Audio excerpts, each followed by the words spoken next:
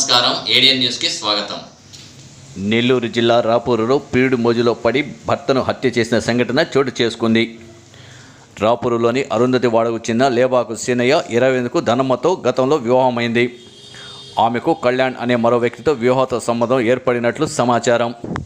దీంతో సీనయ్యను ఎలాగైనా అడ్డు తొలగించుకోవాలని పథకం వేసిన భార్య ధనమ్మ ప్రియుడితో కలిసి విద్యుత్ తీగతో సీనయ్య గొంతుకు బిగించి హత్య చేశారు. సమాచారం అందుకున్న పోలీసులు సంఘటనా స్థలానికి పరిశీలించి నిందితులను అదుపులో తీసుకున్నట్లు సమాచారం.